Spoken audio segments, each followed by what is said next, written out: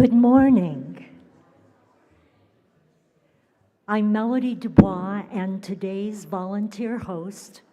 My pronouns are she and her. Let's all be grateful we can gather today in a spirit of shared humanity.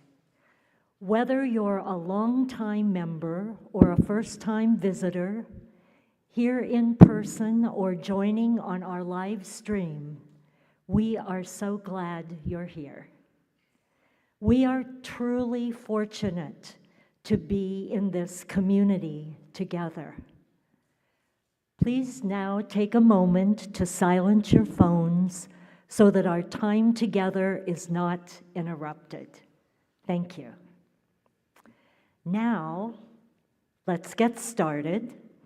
Our musical guests today are Ethical Society member Jeffrey Levine on guitar, Ed Martinez on vocals, and Willem van Hombrocht on bass.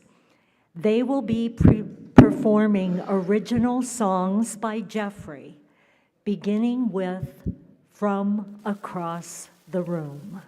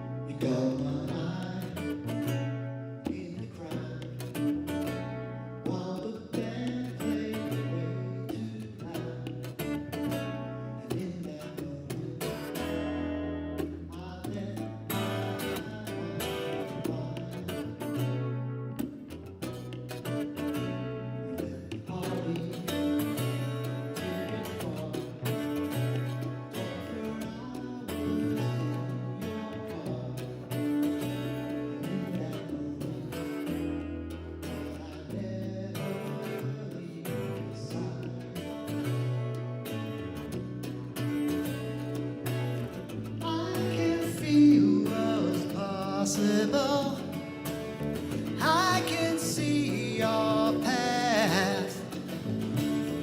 I know you are here to change my life. All this from across the room.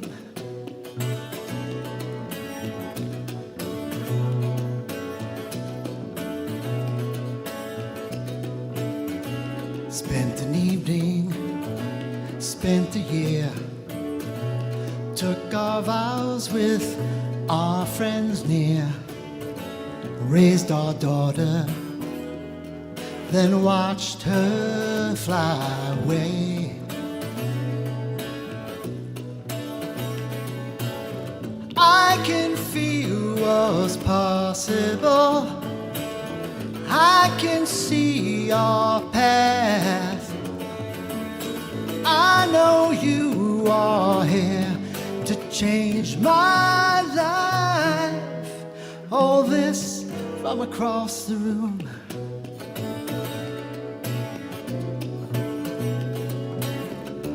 I have a great imagination, and I know I saw a sign before our first conversation. I've created a whole life in my mind. Yeah.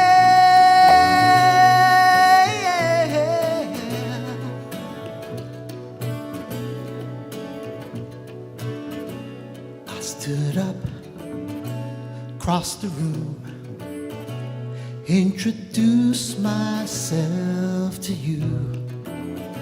And in that moment, I knew this could come true. I knew this could come true. I can feel what's possible. I can see your path.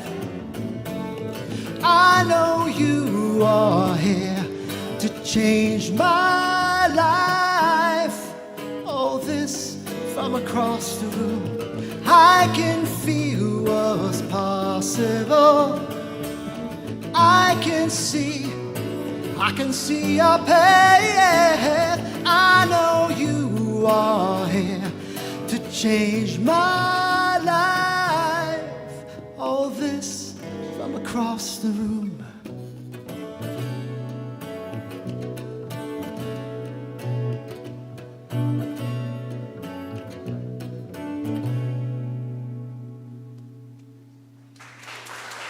Thank you.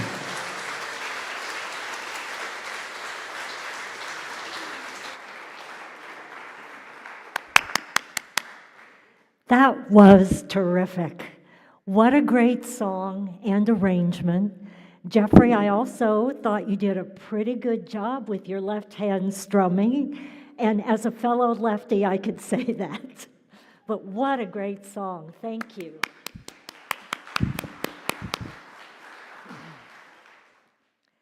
Each week, we have a young member of our community read the Ethical Education for Youth Core Values as a way to bring us together and remind us of our shared commitments. Since the youth education program is not in session over the summer, I will read them. Every person is important and unique. Every person deserves to be treated fairly and kindly.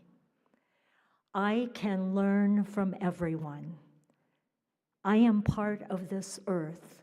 I cherish it and all the life upon it. I learn from the world around me by using my senses, mind, and feelings. I am a member of the world community, which depends on the cooperation of all people for peace and justice. I can learn from the past to build on the future. I am free to question. I am free to choose what I believe. I accept responsibility for my choices and actions, and I strive to live my values. It is now time for opening words, when a member shares a little bit about themselves or something they are now involved in, so we can deepen our connections with one another. Today we invite Peter Bogetto to speak with us.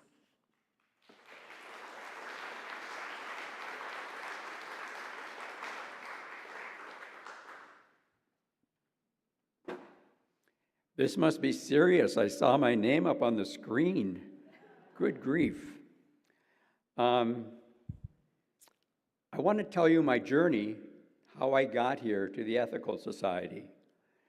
You might say, well, how old are you? I'm 80. So it took me a long time to get here because I didn't join until this year. It started in a small town in the Upper Peninsula of Michigan, the Iron Range. I was in a Catholic school, grades kindergarten through 12. And I remember kindergarten, the nun, Sister Edna, took us into the church and said, look up there, you'll see Jesus. Do you see him? And I was looking like, and the other kids were saying, and I was going, So got home that night and told my dad about it. And I said, I didn't see him. He kind of laughed and didn't say anything about it. But that was where my first doubt began. But it didn't end there. I continued on in the Catholic traditions. I went to Catholic boarding school here in Missouri. When I finished the boarding school, which was run by the Christian Brothers, they have CBC in St. Louis, I then went on and, believe it or not, joined the order and was a member of the Christian Brothers for 10 years.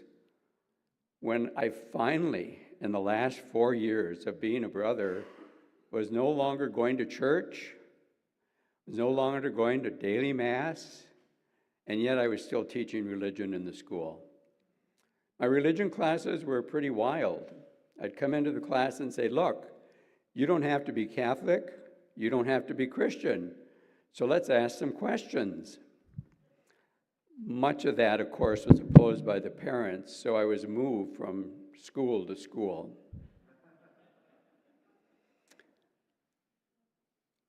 I left, got married, and we started to think about having a family. We adopted 3 children because we weren't able to have any. So by the time of 35, we said, we've got to adopt. We adopted 3 children from Korea, although we would have taken children from anywhere. Those children are now in their 40s, hard to believe.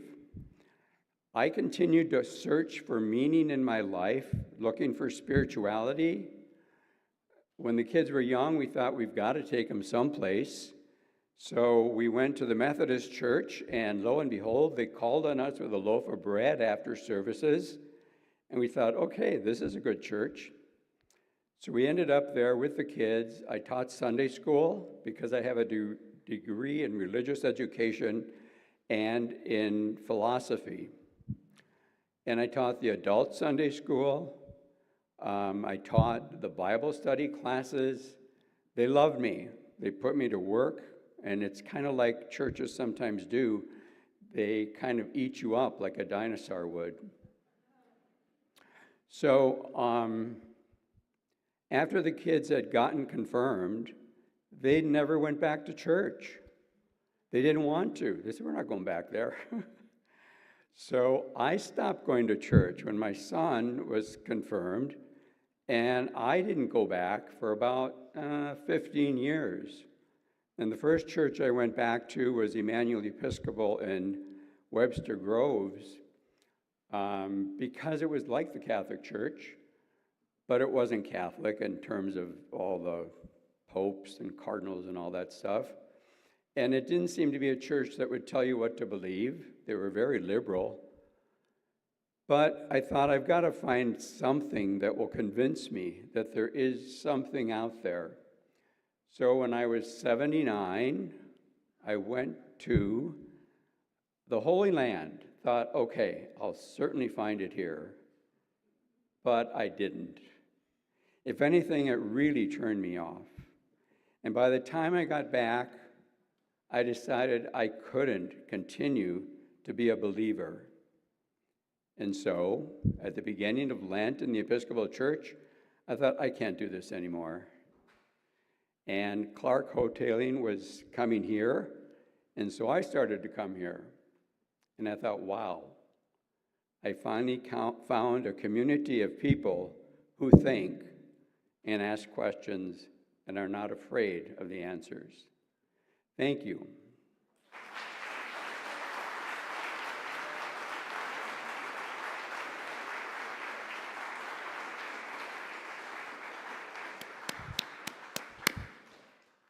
Thank you, Peter, for sharing your special story with us.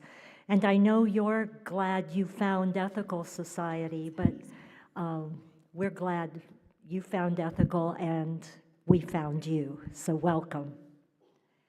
If you are a member and would like to give opening words, just contact Amy Miller or send an email to the platform speakers team.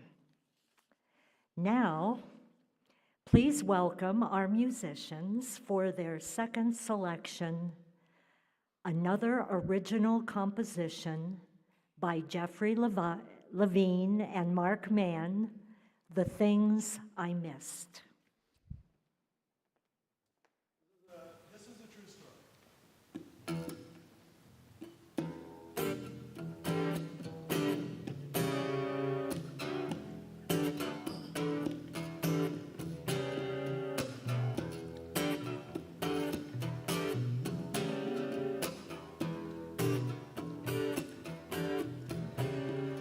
It started so simply, you're losing your keys, then you weren't sure of my name. That time you got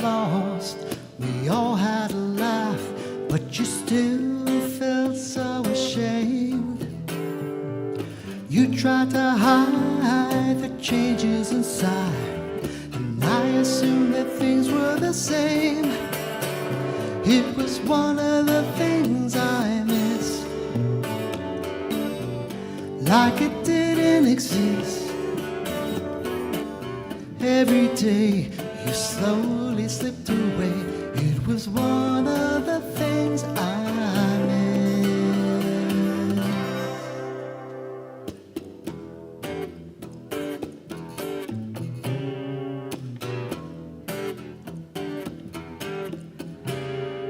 The man with the papers walked in the room as you signed your freedom away.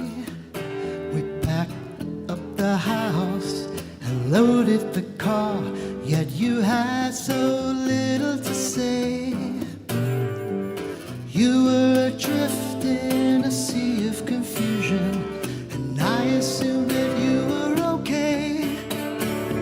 It was one of the things I missed, like it didn't exist. Couldn't see what was right in front of me.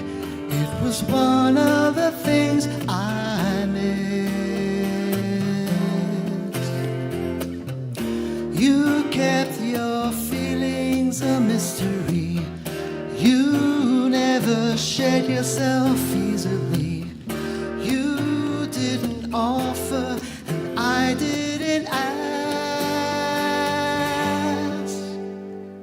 The long empty hallway with fluorescent lights. A old man polished the floor. We walked slowly together in your new home. Only stopped when we reached a locked door. You took my hand, put your head on my shoulder. I recognized my mother once more. The most meaningful thing I missed, like it didn't exist. I could see who you used to be, the most meaningful thing I missed. It was one of the things I missed, like it didn't exist. I could see who you used to be, the most meaningful thing I missed.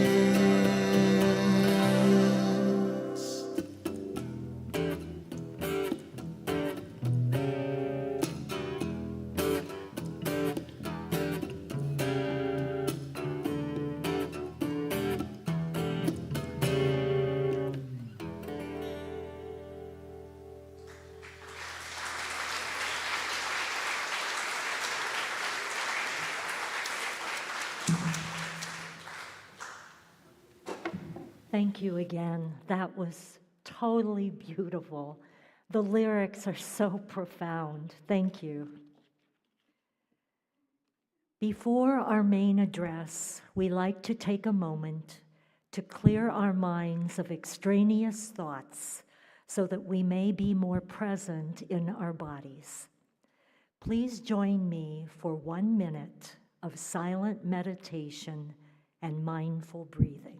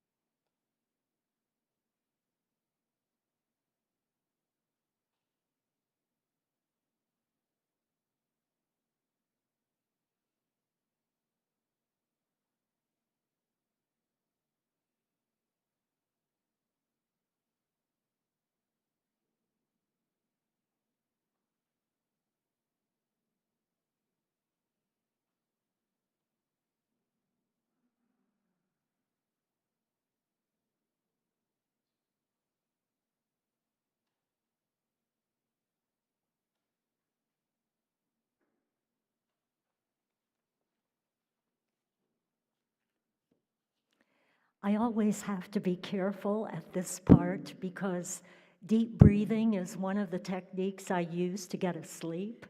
And I have visions of one day just not waking up from the minute. Now it is time for our platform speaker. And today's speaker is Katie Thompson, a Missouri-based psychotherapist specializing in trauma, eating disorders, anxiety disorders, and couples family therapy. Some of you may remember Katie from her participation in a panel facilitated by Amy last spring. Katie has been practicing for over 15 years in all levels of psychiatric services, including nonprofit social work settings. She has vast training and experience with eating disorders, mood and anxiety disorders, PTSD, blended families, and attachment. As a renowned expert in the field of eating disorder recovery, she has been serving regionally and nationally as a consultant, trainer, and coach throughout her career. Please join me in warmly welcoming Katie Thompson.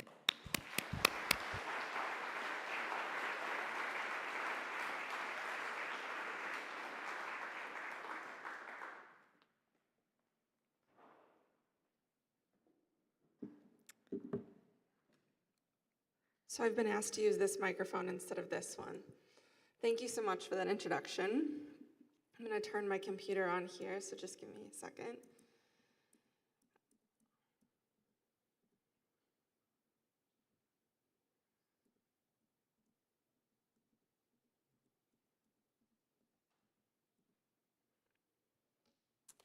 Okay, so the topic of my conversation today is whether or not diet culture is a cult. And I come to this topic for a variety of reasons. Already was mentioned that I'm a psychotherapist, but long before I became a therapist, I was a teacher. And I also grew up in one of the high control religions that is seen by some as a cult in our world. So I grew up in a Catholic environment. I went to Catholic grade school. I went all the way through my undergrad at a Catholic university, and I was very involved in the church until about my mid-20s. It was around that time that I became a therapist that I began slowly, accidentally deconstructing. It wasn't something I planned to do, but it happened naturally as I was doing some more critical thinking and analysis and research. How do these two topics come together, diet culture and a cult? So that's what we're going to unpack a little bit together today. So there's really two parts to this conversation. We're going to talk about cult formation briefly, and then talk about how different diet culture practices overlap with cult behaviors. So throughout this conversation, I encourage you to take pictures of the slides. Especially there are two slides where I talk about the 11 components of cult formation and cult behavior. And then later I'll talk about how in diet culture there's an overlap. And you can break those two things down and have those slides together for your research. So I guess what I want to say is that diet culture is insidious and omnipresent in our culture, and yet so are cult-like groups, especially in the United States. When you think about the formation of the United States, how this country began as a land stolen through thievery, violence, genocide, and religious zealotry, it's not hard to look at where we are today with all of the culty behavior around us and see where it all started. So I'm going to use those terms loosely today, culty, cultish. So maybe when I'm saying that, I'm talking about things that exist on a continuum that don't necessarily have all 11 components of cult formation and cult behavior, but they still give you pause and make you question, and they tug at that part of your gut that just doesn't feel right. I'm sure all of us have experienced that at some point in our lives. So this U.S. land was stolen from indigenous peoples by religious fanatics who left Europe for religious freedom. The very behaviors and beliefs that our ancestors left their homelands for because they were being persecuted is what extreme cult leader politicians are trying to reinstill into our public and legal institutions today. Those may seem like harsh words, but if you look at things in our historical paradigm, things come full circle, and we're seeing a lot of what people left their homelands for trying to be reinstilled today in our country. So regardless of all that history sitting right in front of us today, let's talk about this continuum of cult behavior that groups exist in. It is not lost on me either that I'm sitting within a group, an institution today. So I invite you all to think about all of the groups that you've belonged to over the course of your time as humans with a lens of analysis. Also, there are things I'm going to talk about today that might be triggering to some of you. So there is a trigger warning. There are some slides at the end of this presentation that might be difficult for small children to see. There's really only one that I would say. You'll know when we get to it. But I invite you to just look inside and think about what's coming up in you. So as I said, I come to this talk from a blend of my own personal and professional experiences. And what I want to say about that is when I began deconstructing for myself, it was a slow process, and like I would say 2005 is really when it began for me. I was actually beginning graduate school, and I was teaching at a Catholic school. So I was actively teaching religion classes and deconstructing at the same time. So there were things that were happening in my personal life that were making me dig into the research. The other thing that I will say is in my last clinical job before I went into outpatient practice, I moved from Wisconsin. I was working in a hospital there, and I was recruited to come work at a treatment center here in St. Louis. And we had a ton of training that was gifted to us by the owners of the treatment center. And one of the things that I was trained in was how to help individuals who had gone through extreme cult formation behaviors and high extreme abuse in cult-like situations. So those things coincided in my personal and professional life, and it all kind of came together in this kind of unique synergy. So the influence continuum, groups exist along a continuum, all of them do, from healthy, ethical influence to destructive, unethical influence. It's the pattern of behavior of a group that defines it as a cult, not the content or ideology. And that might be hard for some people to accept or think about, but fundamentally, ideology is something that we don't tend to police in our culture for good reason. So when the behavior and the patterns of behavior in the group become dangerous, that's when we start to look at it and see there are certain components that we look for in cults. Often cults exhibit pyramid-type structure with a leader or authority figure who uses deceptive recruitment and mind control techniques to render dependence within their members. So I'm not sure how clear this is, but I'm going to explain where I got this from so that you can go and find it. It's all over the internet. My youngest, who will be 16 next week, she's in this advanced research language arts presentation program at her high school. That's like a 2-year program. And she looked at me and said, "Mom, that is grainy and that is not acceptable." Well, this is what I could find, so I apologize. She actually does a lot more public speaking than I do now, which I think is great. So this is from Stephen Hassan's Combating Cult Mind Formation book that was published in 2018. It may have gone through a revision since then, I'm not sure. But basically this breaks down constructive and healthy to destructive and unhealthy, that whole continuum that I was talking about, for individuals, for leaders, and for organizations and relationships. So there's all these different categories that I hope you go back, you find this on the internet, and spend some time with it. This, I think, is a great checks and balances that organizations can use to engage in self-reflection and discernment about their practices, and boards and group leaders can decide whether or not their organization is functioning in a constructive and healthy manner. So the types of cults, my daughter also told me that this might be distracting to you all, so I apologize if she indeed was again right.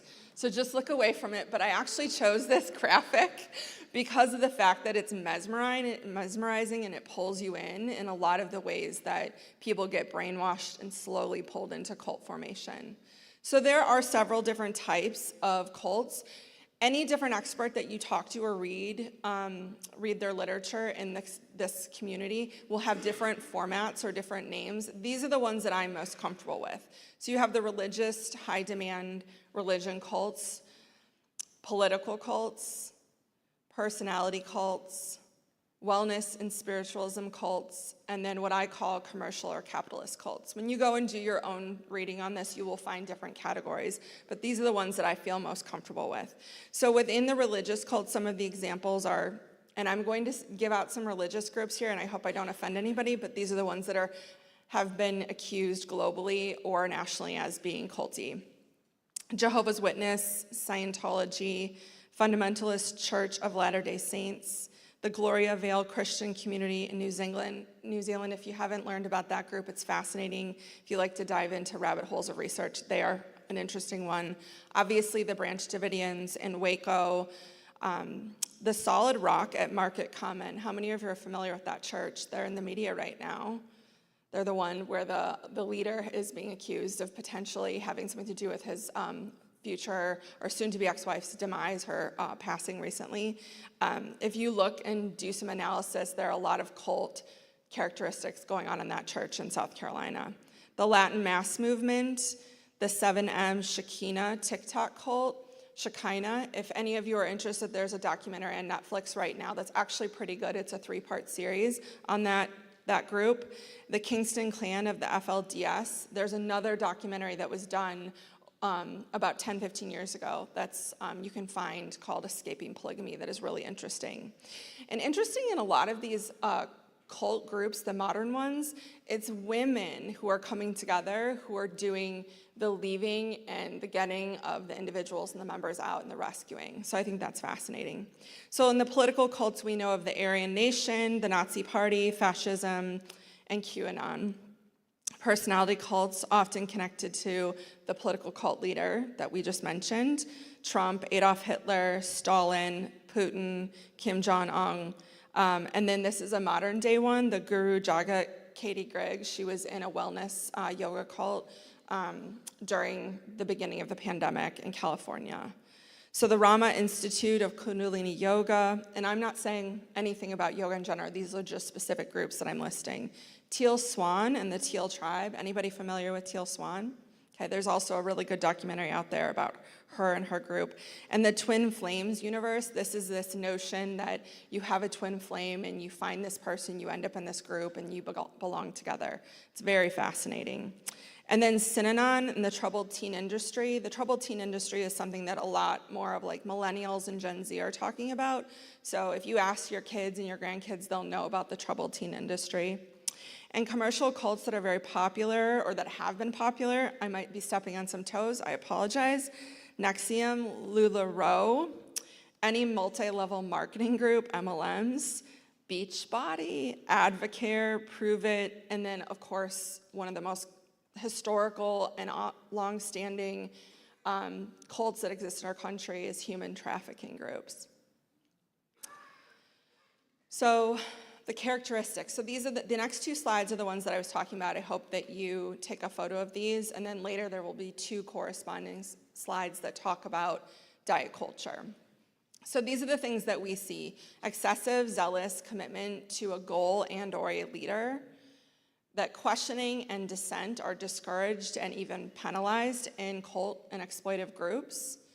There's an elitist us versus them mentality within the group, and this is cultivated as people join the group and get engaged. There are mind-altering practices that are used to suppress individual thought and maintain control, and this is everything from gaslighting, love bombing, punitive, coercive control behaviors, sometimes actual substances, or in diet culture, the use of dieting behaviors is the mind-altering practice. Exaltation and praise comes with compliance and adherence and success in following the methodology of the group and the cult. So the leaders of the group will support members who are compliant. Shame and guilt are used to influence and control followers. A lot of times these are the hooks that get people pulled in and then keep people recapitulated in the group process. The leaders are never or not held accountable for their behavior or held to the same standards that they hold other people to. The cult and group is often obsessed with recruitment and evangelizing people in the community. This is often related to money and making more money and getting larger and creating more power. When there are failures and errors or promises are undelivered, the members are blamed for not following the plan, for a lack of adherence, for not being good enough members. The follower is always at fault. The member has made a mistake. It's never the leaders. In these groups, the ends justify the means, and members will end up engaging in behaviors they previously would never have engaged in, things that they would have questioned or seen as harmful or unethical. So people who end up deconstructing from being in a high demand religion or in a cult later will talk about how they did things day to day, moment to moment, that they were like, why did I do that? That went against everything I always believed in. And that's one of the things, the guilt and shame that gets recapitulated, and people stay in these groups because of what they've engaged in. Oftentimes, leaders will use those behaviors to control the members and say, well, you did this, and I know this, and I have this on you. So membership in the cult group interrupts important previously held relationships, goals, and routines. So one of the things that you'll find in specifically that documentary that I mentioned, the 7M Shekinah cult, the one that's on Netflix right now, they talk about this and they dig into this deeply during the documentary about how family members and loved ones just can no longer reach their loved one who's in the cult, who's in the group. And everything that was important before goes to the wayside. It's amazing how this plays out. Sure.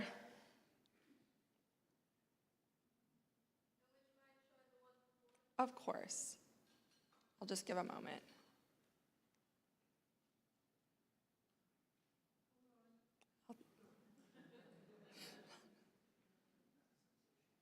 We're good? Okay.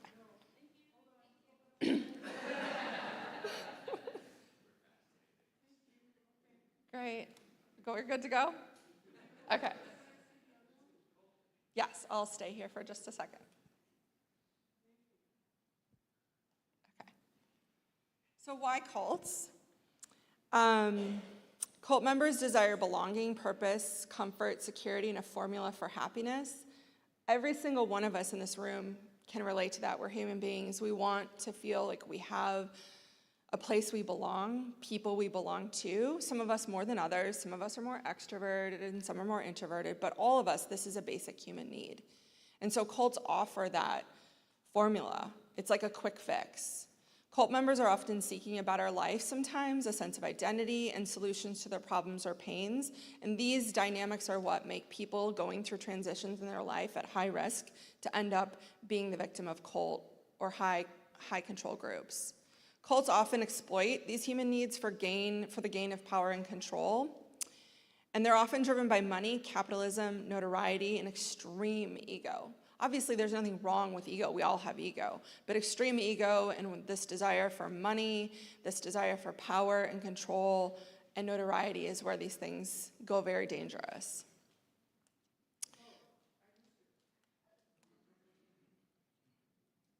Okay. We good? Okay, so diet culture as the cultiest of cults. Here we're going to start talking about how this all comes back together. This is hard for a lot of people because most Americans, I'm just going to speak about Americans because this is the culture I know. Most Americans have been in some form of a diet, some form of a program, some form of an exercise program. I myself have been in the cult of triathlon. Anybody ever familiar with like extreme endurance training? All of us have had experiences. I also played club soccer as a kid. So many of these things end up having some of those 11 components, so it's really important to use discernment. So we're gonna dig in and talk a little bit about how diet culture is the cultiest of cults. It's insidious, it's constant. So I'm gonna go through these one by one and kind of give how diet culture is within those 11 paradigms. So there's an excessive commitment to the ideology of wellness or thinness, even in the face of science debunking diet methodology and practices over and over. So most of you have heard the statistic that about 94 to 96% of diets fail, yet people keep going back to them over and over and over. The science has debunked this over and over, but there's so much money to be gained, so there's so much power to be gained, and there's so much control, and this is a capitalist endeavor that keeps bringing people back. Elitism, there are good bodies versus bad bodies. There are healthy bodies versus unhealthy bodies. So you'll see that like diet culture and the wellness paradigm have kind of converged, and that is something that we have seen over the last 10 or 15 years, that wellness has been co-opted by diet culture. They use mind-altering practices to suppress individual thought and garner control. Restriction, when a person is restricting, it actually causes a numbing analgesic experience in the brain and the body, similar to what happens when a person is like numbed out on alcohol or numbed out on like lots of Xanax. Sometimes these medications are even used. For any of you who have ever been victim of using medications, whether they're prescribed by your doctor or not, for restriction or weight loss, you know that it changes the way you show up in your body. It can change how you feel. You can shake, you can feel jittery, you can feel exhilarated, and then you crash and feel really bad. So there are a lot of different mind-altering practices that are used to suppress individual thought and control. Compliance to the methods and adherence to diet culture and the exercise behaviors are celebrated and exalted. All you have to do is go onto social media now, TikTok, Instagram, any of them. There are tons of influencers actually making loads and loads of money and getting millions of followers because they're basically showing, well, I did this and look at what my body looks like now. Shame and guilt are used to maintain adherence and devotion. A bad body and bad behaviors need constant control. It's like the pursuit that people get wrapped up in. So I'll go back to that so you guys can take a picture if anybody needs it. When diets are harmful and fail, there has historically been zero accountability, and diets get reorganized and rebranded. So what I mean by this is that there's a slide later where I will list some of the diets, which may kind of feel like a call out to some of you who've been through them. I'm not calling you out specifically, I'm calling the diets out, okay? So what happens is these diets get rebranded and remarketed and renamed all of the time. So something that was popular in the 90s is now popular now. It's just a rebranding of it. It's just got a different name. They've labeled it differently, but it's the same old thing. It didn't work then, it doesn't work now. So the last time I lectured on this topic was actually before the pandemic in 2019, and back then the data that I could find on how many billions of dollars were spent annually was 70 billion. The data that I found redoing my research, preparing for this conversation, the diet culture is now a $90+ billion a year money grab in this country, just in this country alone. Now that's including everything from wellness, exercise, diet, all of that. And like with all of the new medications, the GLP-1s, which I'm not against those at all. I think they have a lot of great use medicinally, and we're actually learning that they have great use in addictions and ADHD, stuff like that. But people who are using them purely for losing weight when they probably don't actually need to be losing weight, that is one of the reasons that has jumped $20 billion in about 5 years. So diet culture has huge recruitment. People re-up every January. When they inevitably fail, because they will, the follower, the member of the diet, is blamed as not being good enough or compliant enough. Usually a new diet or cult plan is chosen and followed. So they'll say, oh, well, Whole30 didn't work. I'm going to do keto next. I'm sure you've all heard that type of language. So it's never the diet that is blamed. It's always the member, and that is very culty. People engage in harmful behaviors that they would have previously refused: starvation, harmful exercise, injections, drugs, purging, etc. The list goes on and on. Diet culture is insidious. It interrupts your life. It ruins relationships, routines, previously held goals or commitments go to the wayside for the all-important goal of changing one's body and controlling one's body. I'll go back so you guys can take a picture if you need it. So the commonalities of cultish diets and plans: the plan often has a name or a person, like an influencer, attached to it. We'll go through a list of those people and those plans later. They make claims of being the best, backed by science, etc. They can't all be the best, and they're not all backed by science. It's not how it works. The members and followers are emotionally attached to the diet and plan. It's almost like they're dating it. Like they've chosen like a bad person to be in a relationship with and they're defending it and going hog wild for it. So like if you bring it up and you say something negative, they will be angry and upset and defensive. So there's an emotional attachment that wasn't there before.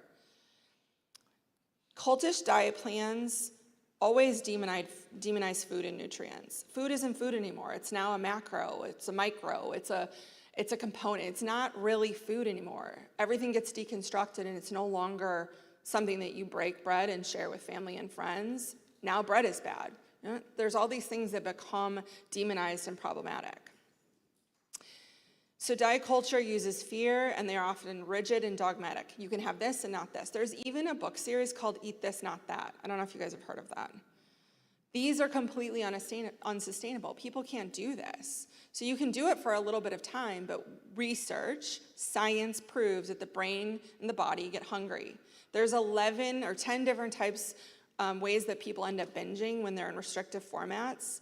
And that's all the body trying to protect, the brain and the body trying to protect the person from starvation. Sometimes they co-opt other cultures and rebrand or market things that are not theirs to own. They're misleading, they share false information, and they lack credibility. Sorry.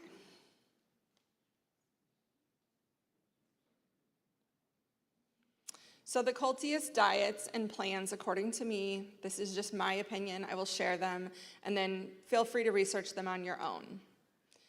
So at the top of the list is Weight Watchers. I have been an eating disorder professional at this point for almost 20 years, and I cannot tell you the amount of men and women who come into my office who went to Weight Watchers with their moms and their grandmas when they were little. They were like 4 and 5 years old going in to weigh in every week.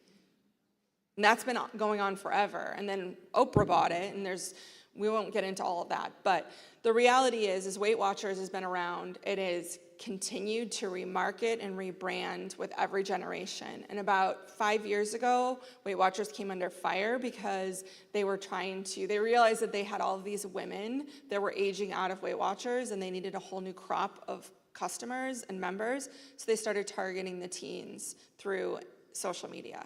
And my community, the eating disorder professionals in the United States, went wild. We were so angry, we went after them, whatever. So that's Weight Watchers is like the top of the list. Keto. How many of you know what keto was actually originally created for? Does anybody? Okay, a few of them in the room. Do you want to say? Wasn't it a diet to quell seizures in epileptic children? 100%, yes. It was introduced for children who couldn't take adult medications.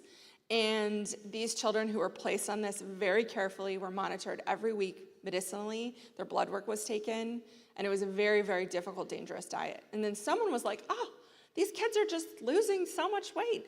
I'll just do that. And then it got rebranded and co-opted and basically stolen from a medical community. So yes, 100%. Whole30, I don't know a lot about that, but I know it was a big deal at some point. Atkins was the original keto. There's a little bit of difference, but they're essentially the same thing. Intermittent fasting.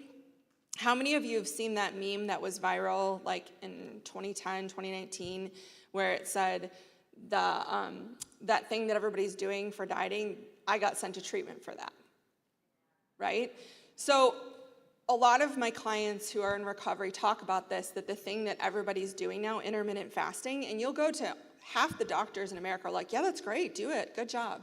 Well, the other 29 million Americans that have eating disorders actively right now, they're sent to treatment for this, but we're prescribing an eating disorder to people to lose weight. It's insane.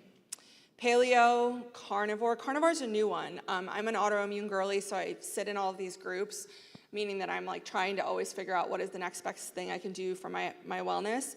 And the diet that I am terrified of is carnivore, where people literally only eat meat and they swear this reduces inflammation in their body. I don't know how that's possible, but it's what they're doing. Jenny Craig, Nutrisystem, they have been around for forever. And then Noom. I put Noom on here because most of you probably won't know this, but within the eating disorder community, Noom actually went out and hired experts at a research level, basically researchers who were doing cognitive behavioral therapy to help design Noom as a diet. Talk about conflict of interest. So these are some influencers. So the Tracy Anderson method, how many of you are familiar with her? She's all over Instagram. The rise of influencers, Goop, Gwyneth Paltrow, yes. Peloton, SoulCycle. How many of you had a Peloton during the pandemic? I'll raise my hand. I'm a cyclist, so I got one too. SoulCycle has been one of those groups that has been like really accused of being kind of like aggressive towards their members and having like a cult-like following in large cities. CrossFit is a big one. S Factor, this is more on the West Coast. It's like a dance stripper kind of pole vibe thing that's happening. 75 Hard, this is formed and grown here in St. Louis. How many of you are familiar that 75 Hard is from here? As an eating disorder professional, about half of my clients, most of my male clients have done 75 Hard at some point or have done it multiple times. In fact, some of my clients, their eating disorder got triggered by doing 75 Hard. Bikram Yoga, again, I'm not picking on yoga. This is just one example of more of a culty version of a yoga form. And then Melissa Wood, she's kind of the new Tracy Anderson person that's taking over TikTok. So what is the hook in a fat-phobic world? It's body shame. Remember I talked about guilt and shame as being the hook in the recapitulation in cults? Shame is triggered by critical internal and external feelings of rejection and can be used as negative motivation. It's felt when we feel flawed and that is witnessed by people outside of us. So this is one of the big things that's used in diet culture to get people pulled in. The premise is your body is bad. It needs to be fixed. There is only one body type that is ideal. Bodies can and indeed should be manipulated. So that is the premise of our fat-phobic world, and diet culture exploits that. So the origins of ideology that the body is bad are in religion and racism. So there's going to be some books that I talk about. I'm going to share those. There's a big slide at the end of the presentation that has images, so you guys can screenshot that. But if there's one place I ask you to start, it's with Sabrina Strings. She's a PhD. I think she's at UC Irvine.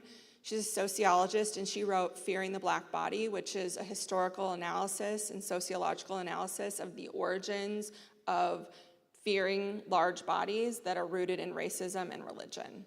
So that's what I'll say about that, and I hope you dig in and you begin doing your deconstruction there. Here's the slide that I was talking about that's triggering. We live in a compulsively fat-phobic and healthist society. There's a fixation on thinness as the ideal, and many of the, this affects men and women and non-binary people, everybody equally. But most of the women in the room can think back to when they were little and being taught, like, you have to wear this item, you can wear this, not this. Being told that it was more important that you were thin than what was in the content of your mind or the value of your soul. So this is something that goes back so far in our country. And if you read Sabrina Strings' book, she'll talk about the origin of this in religious zealotry in the beginning of the formation of our country. There's a fixation now on health. I mean, we are fundamentally very unhealthy, and we don't have the time to go into all the reasons why as a society we are very unhealthy. That's a whole other talk for another day. But we've become very fixated on achieving health because it's so hard and obscure for us to feel actually healthy in this society.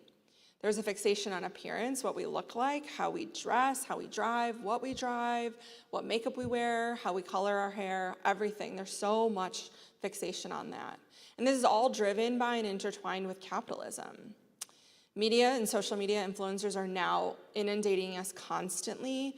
You open your phone and there's a constant barrage of notifications from the influencers on your phone. There's become this powerful conflation of weight and health, and they never should have gone together. And actually the research supports that living in a moderately overweight body is healthier than living in a thin or underweight body. So I'll go back to that if anybody wants a picture of it. So how do you challenge this? You go BOPO and you challenge diet culture. What does BOPO mean? You go into body positivity. So you learn intuitive eating and health at every size, HACE principles, and implement these.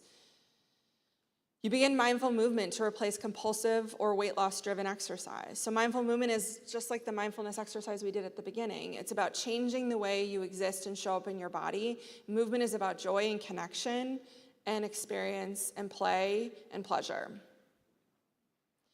You have to work inside out to eradicate negative body talk and set and implement boundaries with people around you. Why is it okay in this culture to compliment someone's physical body? Oh my gosh, you look like you've lost weight. What have you been doing? Half the time you say that to a person, they're probably sick. Something is going on that they don't want to discuss with you. Why do we compliment whether a person looks big or doesn't look big? Why are we doing that as a society? That needs to stop, and it comes from setting boundaries in your own relationships. If you want to give a person a compliment, tell them something that you like maybe they're wearing a blue shirt and it brings out their blue eyes. Compliment that. Tell them that it's so good to see them. Their smile lights up your life. Find something that feels authentic to you. Obviously, your words, not mine, but begin complimenting people on the way that they show up in your space, not how they look in your space. Commit to a no-diet lifestyle. We'll talk a little bit more about that later. Get rid of scales and measurement tools. This is really hard for people, but I always encourage people to get rid of it. If you have a food scale, unless there's a medicinal reason for that and you need that, maybe you're measuring for diabetes or something like that, then you need that. But otherwise, there's no need for it. Get rid of measurement tools like scales and things that you use to measure your body. No more food policing your children or each other or your partner or your parents. Just let it go. Encourage people to eat. Ask them, are you full? Do you feel it in your gut? Like with kids, is your belly happy? Instead of, have you had enough? So changing the tone. Begin using critical thinking for diet/culty pressures in social media. Unpack the oppression. Going back to Sabrina Strang's, there's a bunch of other books I'm going to share at the end too that are great places to start. Utilize supports when triggered or struggling with diet cult influences. Ask friends, family, see a therapist. Make sure your therapist has unpacked and done their own work around this, because that's something that often does not happen. So how do we do this? We use discernment. Are you and your children capable, critical thinkers? Obviously, y'all are here, so you're working on or are already critical thinkers, and your kids are involved, so they're learning critical thinking skills here. This is something that is not necessarily taught in our schools. It ought to be, but it isn't always taught in our schools. So this is one of the most powerful things that parents can do with their kids, is teach them the value of learning how to make their own decisions, not being told this is right, this is good, this is bad, this is law, this is not. Who are your influencers and experts? Do you really know them? Do you know their backgrounds? This is happening more and more, where we're finding that influencers that are famous and powerful, we're finding out that they have these really questionable backgrounds, or they don't actually stay in their lane and practice what they're supposed to be training people on, right? What is their training? Where did they get it? Who did they get it with? Who are their supervisors? Who are their guides? Have they adhered to that? Do they stay in their lane and practice outside their scope? I see this all the time. So a dietitian is the only person that really ought to be giving nutritional advice. Not to pick on physicians, it's not their fault, but in medical school curriculums until recently, there was almost no nutritional training, yet these are the people that are giving us our nutritional advice. Dietitians go to school for 4 years, and they do 1 to 2 to 4 years of training after that, where they get registered and licensed and re-up every year with that training. Are they doing harm? Do you feel harmed? Do you feel uncomfortable in this space? Are they utilizing health at every size and intuitive eating principles? I'll give you the resources for that at the end of our talk. Have you been influenced? Did you feel pulled? Is that little instinct in your gut feeling uncomfortable? Begin deconstructing. This is a slow process.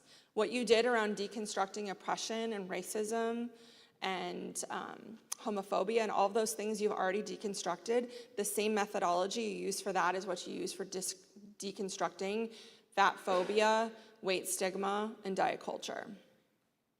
So here are some of the books that I wanted to share. So Fearing the Black Body by Sabrina Strang's, that was the first one I mentioned. Intuitive Eating by Evelyn Tabrole and Elise Resch. These are two dietitians that developed intuitive eating 25 plus years ago. They're on their 3rd or 4th edition. They have a workbook, they have a website. You can become intuitive eating certified if you want to. You can go out and do trainings with them. They're also research-based, meaning that they've done a ton of research with different institutions, and it was really hard for them to get research dollars when most of the research dollars go to big pharma. Cultish. If any of you are familiar with Amanda Montell. She's on a podcast, which I'll share later. She's a writer, a researcher.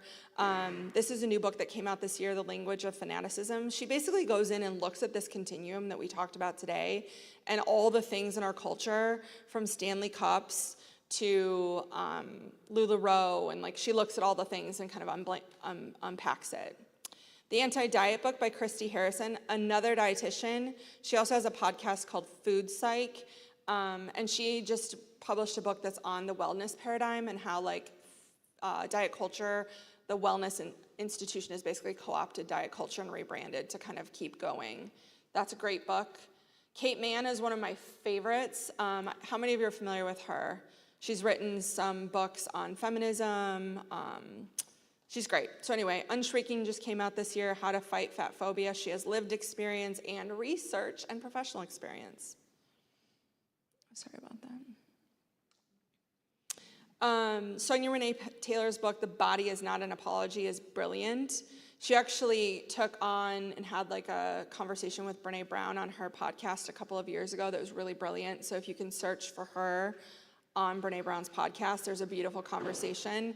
And this book is an easy, quick read, but it's very to the point and direct. She talks also about the early origins of racism and fat phobia and weight stigma. Reclaiming Body Trust. These are two of my colleagues out of the West Coast, Dana Sturdivant and Hillary Kinnevy. They actually wrote some research on how therapists can deconstruct fat phobia in their private practices, which is really important. This is a whole methodology of how you can come back into a relationship of trust and love with your body if you've been living in diet culture your entire life, which most of us have. And then this is one of my favorites that I read a while ago. How many of you have heard of Steven Hassan? He's a cult expert. He wrote The Cult of Trump, which is good, and we still need this a lot. Podcasts. So Seems Like Diet Culture by Mallory Page. That's one where she goes and unpacks all of these on different things that are in our pop culture. Sounds Like a Cult. That is the one that I referenced before. This is a great one. I mean, they take on some stuff that is obviously not a cult, but it's just stuff that's in pop culture that's very popular. And then they do take on actual cults. One of the ones that was interesting that I listened to like 2 or 3 years ago, they did one on Instagram therapists and like the cult followings that they create. That's fascinating and really, really questions a lot of the ethics some of the people in my field have dropped by veering deeply into social media. Holy Hurt. This is one of my favorite podcasts that I personally have listened to, and I give to my clients who I'm doing religious trauma recovery work with, because I work with a lot of people who have gone through religious trauma. This is great because Hillary McBride has also done her own deconstruction, and she is a clinician doing research, and she's done a ton of research, and she's written a lot, and she shares, and she's just really easy to listen to. She's very soothing. And then Food Psych, the podcast that I shared from Christy Harrison's The Anti-Diet Book. This has got like 8 or 9 years worth of brilliant podcast interviews with experts in my field. So organizations I recommend, the Association for Size, Diversity, and Health, ASDA, is an organization that is actually doing health at every size and creating space for all bodies. The Alliance for Eating Disorders. I already mentioned that 29 million Americans have eating disorders. That's obviously underreported, and we know that number is much higher in food insecure and underprivileged populations. We actually know that 17% higher likelihood of developing an eating disorder if you grow up in poverty. The Alliance for Eating Disorders is an organization that is run by a colleague and a friend of mine and a group of people down in Florida. It's on both coasts in Tampa and then West Palm Beach, and they create access to treatment for people that otherwise would not be able to get treatment. So you can find a therapist through them, you can get resources, there's free support groups, they're an amazing wealth of information, and they will actually help. The Center for Body Trust, which is connected to that Body Trust group that I talked about with the book, they're great. If you want to do your own work, they will take you in. You don't have to be a clinician. It's really powerful stuff.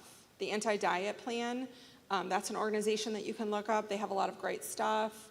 Tiny Seed Nutrition, Anti-Diet Kids, if you want to get your kids going and help them heal. and inoculate them from the toxic diet culture. I have been raising 3 kids. My youngest is almost 16, my middle 17, and my oldest is 18.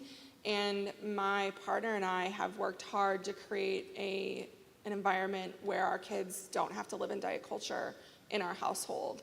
And it's been fascinating watching them grow up and see their friends around them struggle and how they navigate that, because we've created a safe environment for them. Another one that I love is Nalgana Positivity Pride. This is an indigenous Chicana organization out on the West Coast. She's in recovery, and she's creating access for people of color in the eating disorder recovery world. Here are a few articles. I didn't actually put all my articles here, I'm sorry. So if you guys want something, you can email me.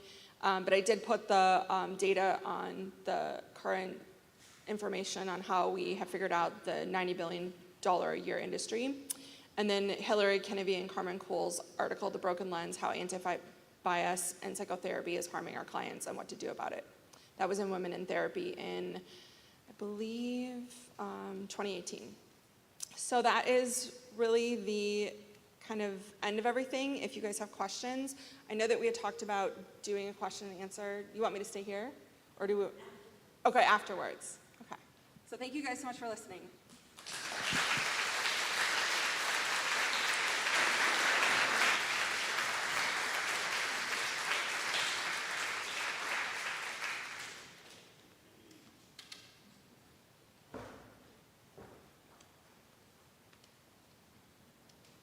Thank you, Katie. That was, for me, totally mind-boggling.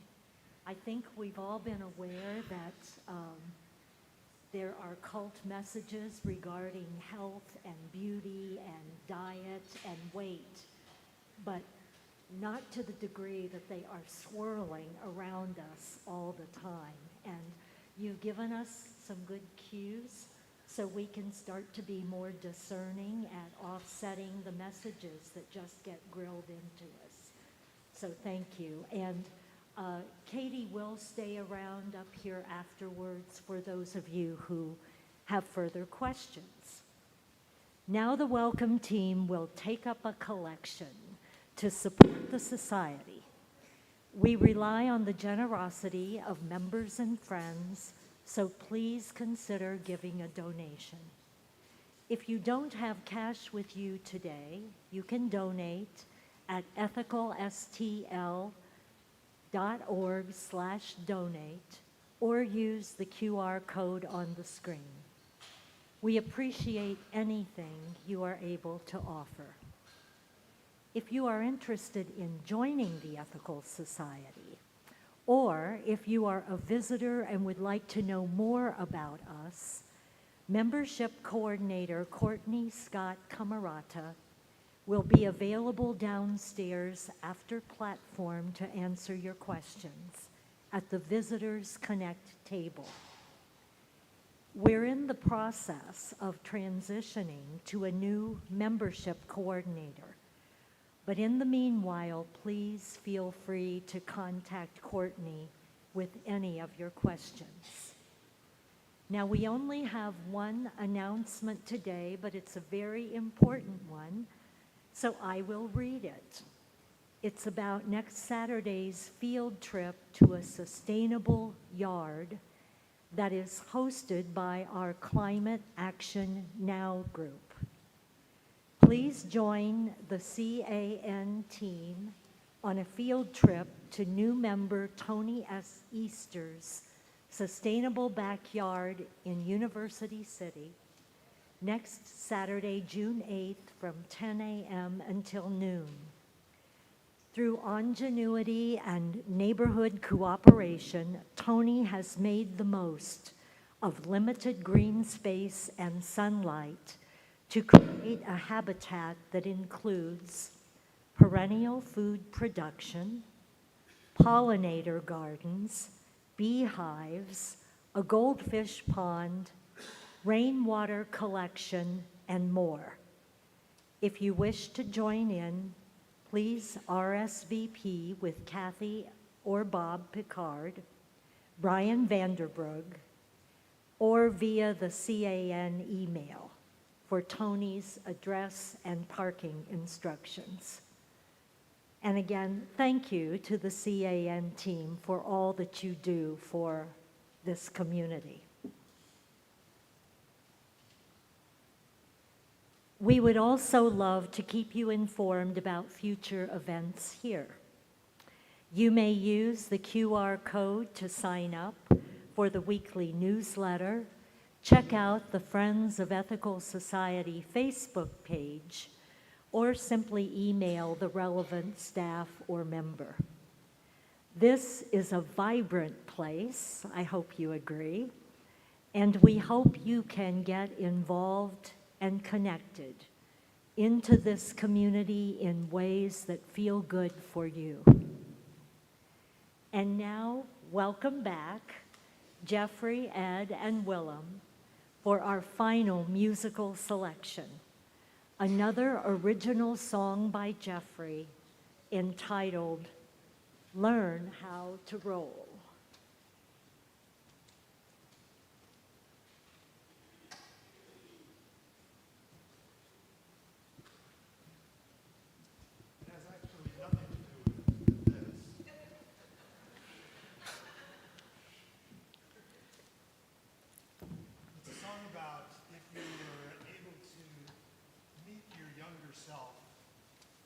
What would you tell them?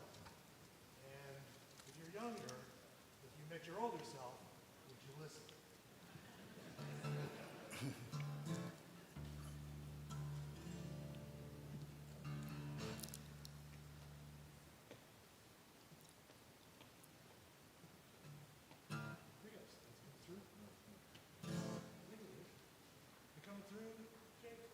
Test, test. Can't tell from up here. Yes. Okay, thank you.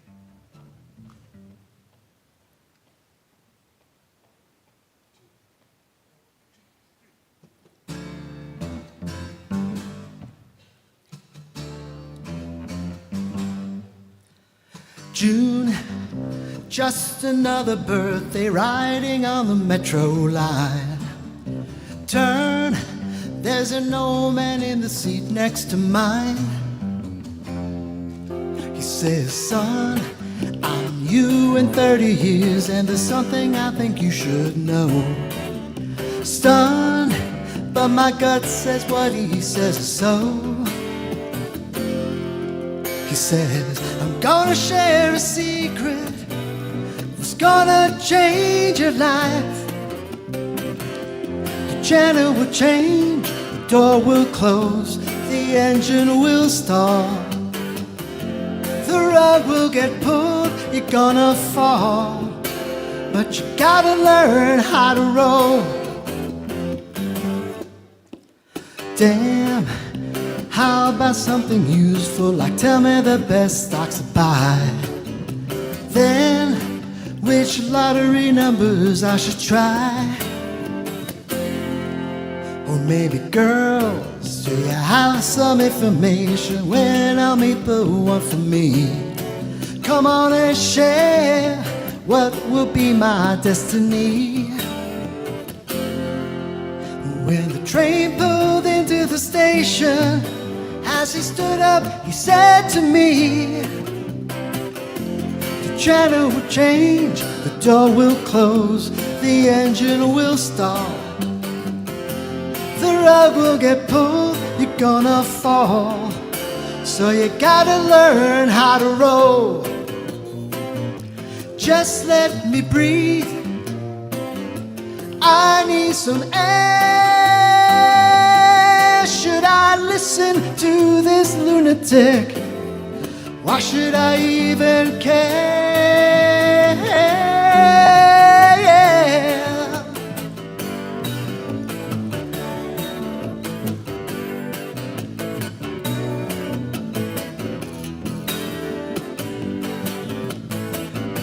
The channel will change, the door will close, the engine will start. You'll land on your feet each time you fall, so you gotta learn how to roll. You gotta learn. You've got to learn. You've got to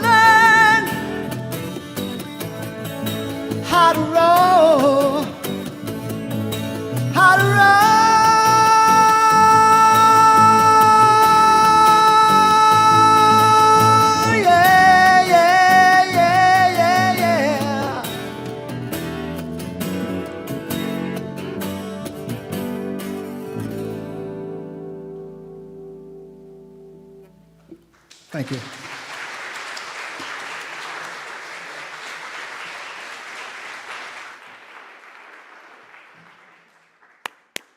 Bravo.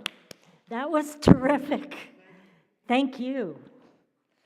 And thanks to all of you for being here today, for each other and for yourselves. I hope today's platform helped you feel more connected to one another and also motivated you to implement